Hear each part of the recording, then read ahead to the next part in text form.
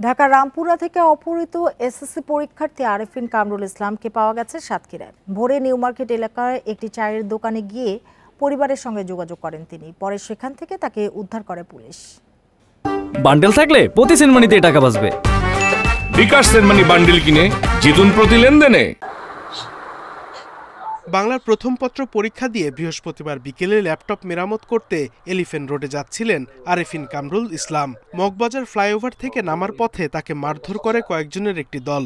অজ্ঞান অবস্থায় তাকে নেওয়া হয় অজ্ঞাত স্থানে, সেখানে নিয়ে মারধর করা হয় আবার। শনিবার ভোরে অপহরণকারীদের হাত থেকে পালাতে সক্ষম হন কামরুল।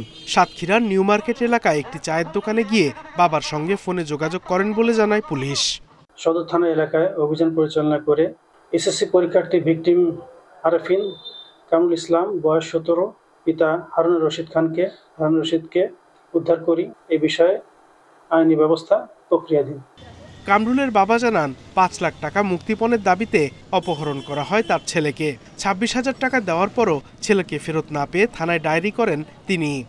ছেলেকে যদি আপনি বাঁচাতে চান তাহলে আপনার 5 লক্ষ টাকা লাগবে।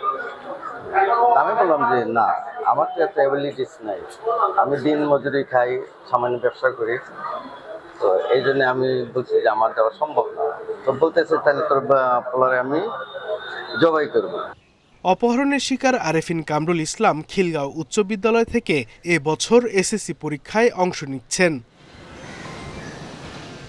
Independent news.